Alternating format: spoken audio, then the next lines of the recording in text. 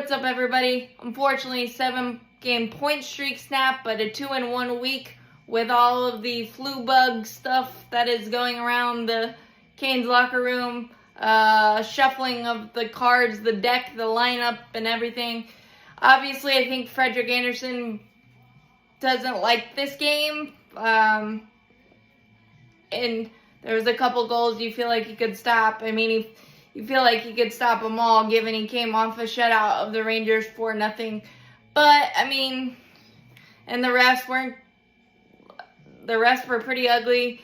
On the Kings goal, it looked like Orlov got hooked pretty bad to cause the turnover, and then they took advantage, and Frederik Andersen wasn't set, maybe anticipating a call that didn't come to make it 1-1.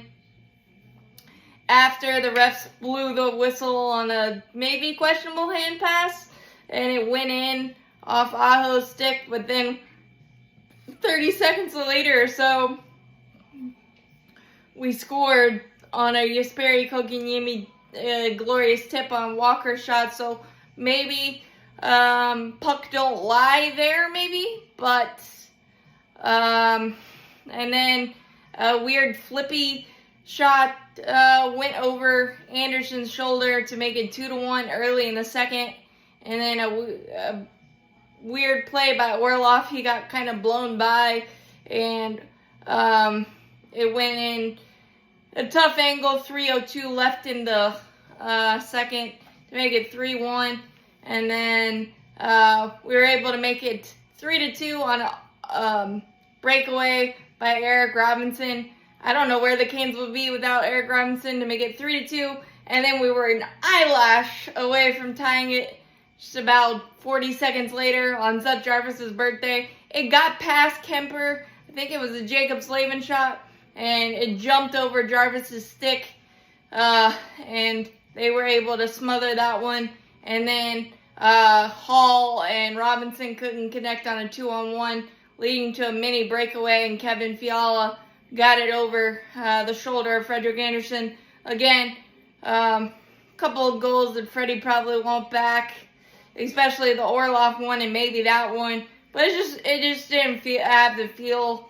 The refs were pretty ugly too, as I said. But obviously, you're not gonna make that excuse. But there was a lot of ifs, ands, and buts in this game, and it just definitely wasn't the cards.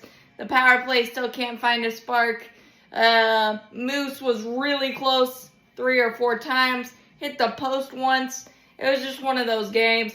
But the other two this week were good. We won 3-2. Seth Jarvis creating on a shorty against Chicago to get us on the board. We keep giving up odd man rushes and breakaways, and teams score on them. That's basically what we give up, but we were able, Mikko Rantanen was able to squeeze one through the 5-hole, his first one as a Cane, and then Jacob Slavin crashing and cashing on a Blake shot off the crossbar about 1:07 later, and just really good penalty killing, and we drew a power play with about 4:02 left to melt that away, and a good defensive play to limit Chicago on a mini breakaway there as well. And then in the game in New York, we shut out the Rangers 4-0. Svechnikov was huge, 2 goals, a epic pass by Rantanen for his first point as a Carolina Hurricane. Taylor Hall setting up Svechnikov 30 seconds into the game with a beautiful drop pass as well. So I think Taylor Hall is fitting in well. Moose is too. It's a matter of time before he goes on a point binge, it feels like. And Svechnikov missed tonight's game with an upper body injury. So not only is the illness kind of racked our locker room, but some injuries, and hopefully nothing too serious for Svechnikov there. But I think this is a game that Freddie'd want back. And you don't know who, Stahl didn't attend the morning skate, so you don't know who had energy and what was going on, but the power play really needs a spark somewhere. And I feel like once we get it, it'll be a floodgate of goals, but it's just been a little bit difficult. We've been more dangerous on the penalty kill, creating chances and shorthanders than on the power play right now.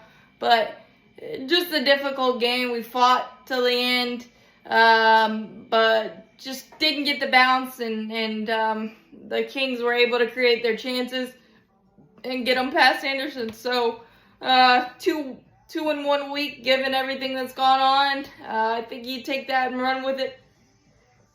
We'll be back in action on Tuesday, and hopefully everybody will be back as healthy as they possibly can, and we can see this team at virtually full strength soon, hopefully. But as always, let's go Canes.